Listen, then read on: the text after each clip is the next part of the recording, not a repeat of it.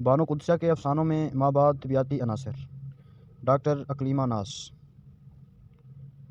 بانو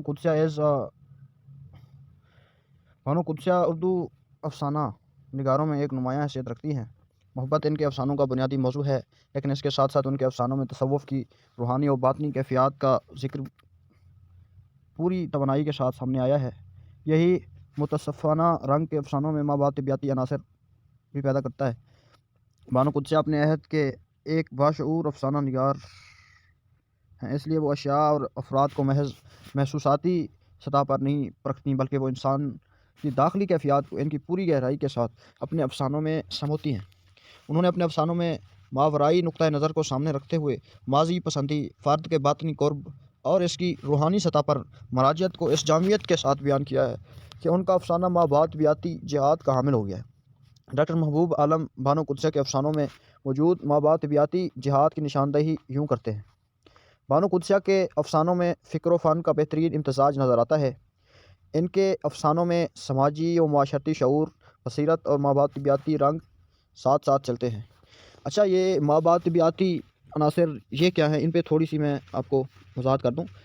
یہ طبیعت کہتے ہیں فزکس کو، فزکس یعنی مادہ، جس چیز کو ہم چھو سکتے ہیں یا استعمال کر سکتے ہیں، ہاتھ لگا سکتے ہیں۔ تو مابعد طبیعتی ہے کہ مادے کے علاوہ سمجھ لیں کہ جیسے ایسی چیزیں ہوتی ہیں جنہیں ہم دیکھ ہی نہیں سکتے، ایسے صرف محسوس ہوتا ہے، جیسے افسانوں میں پریوں، دیو مالاؤں کا ذکر یا اس طرح ایسی چیز کا ذکر جو ہم تصور میں ہی کر سکتے ہیں، یعنی ان کو دیکھا نہیں جا سکتا۔ تو یہ ہوتا ہے مابعد طبیعتی رنگ۔ تو اب اس کو آگے لے چلتے ہیں۔ بانو قدسیہ انسانی ذات سے وابستہ تمام امور پر گہری نظر رکھتی ہیں۔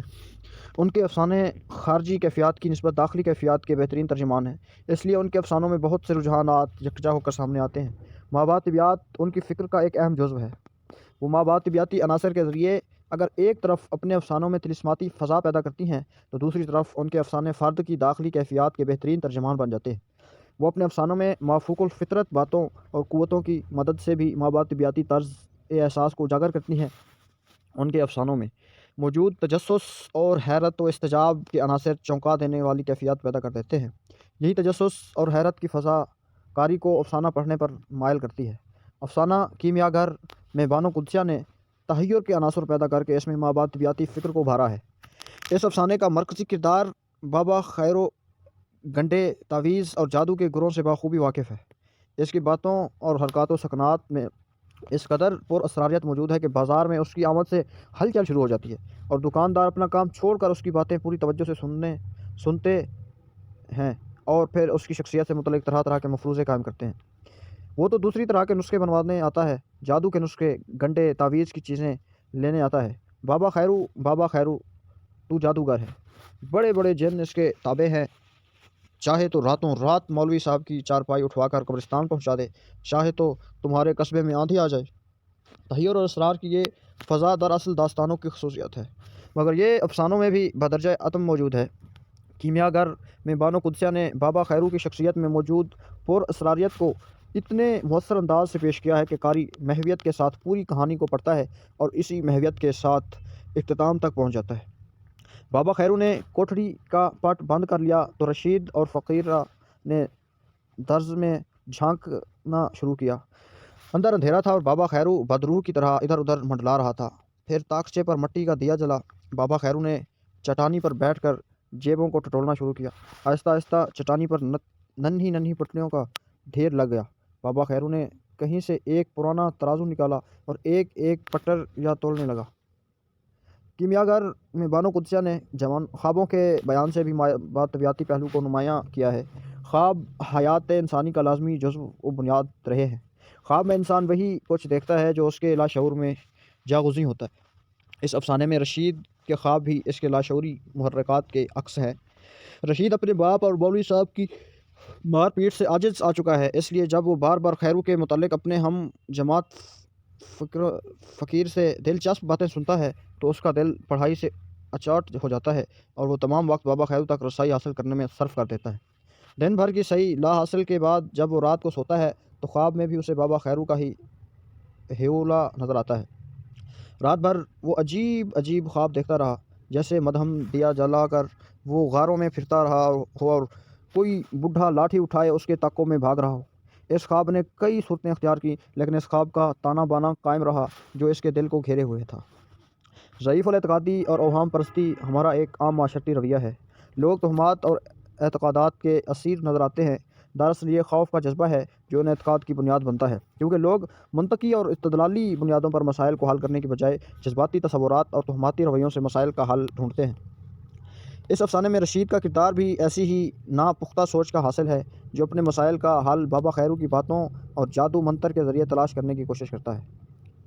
بستہ جلاتے ہوئے وہ بولا، مجھے ایک عمل آتا ہے، اگر 40 دن پڑھیں تو پھر جس کسی پر پڑھ کر پھونک دیں بھسم ہو جاتا ہے۔ اس کی راکھ تک نہیں ملتی۔ مولوی صاحب کی کیا بساط، بڑے بڑے اس عمل کے سامنے ٹھہر نہیں سکتے۔ بس بڑھنے کی دیر ہے۔ جتنی دیر یہ عمل کروں گا تو ایک سبز چادر باندھ کر کسی کھجور کے پیڑ تلے چیلا کاٹنا پڑتا ہے۔ تحیر اور اسرار کی یہ فضا بانو قدسیہ کے اکثر افسانوں میں نظر آتی ہے۔ یہ تحیر کہیں واقعات کے ذریعے پیدا ہوتا ہے، کہیں جذبہ عشق و محبت جنس سے، اور کہیں کہانی کے عقب میں پوشیدہ اسرار سے پیدا ہوتا ہے۔ افسانہ جھکورا بھی ایک پراسرار افسانہ ہے۔ اس کی کہانی میں تحیر و تجسس کا عنصر بدرجہ اتم موجود ہے۔ جھکورا ایک ایسے شخص کی کہانی ہے جو راوی کو ایئرپورٹ سے واپسی پر ایک سڑک کے کنارے ملتا ہے اور اپنی پریشانی بتا کر اس سے لفٹ مانگتا ہے۔ اس شخص کے غیر معمولی باتیں دسمبر کی سرد بھیگی رات اور گہرا سناٹا خوف و ڈر کی کیفیت پیدا کر دیتے ہیں۔ سردی تھی، بہت سردی تھی۔ خزاں دیدہ پتے گلبرگی درختوں سے اتر کر سڑک پر ہر جانب بولے بولے پانی کے لہروں جیسے آگے بڑھ رہے تھے۔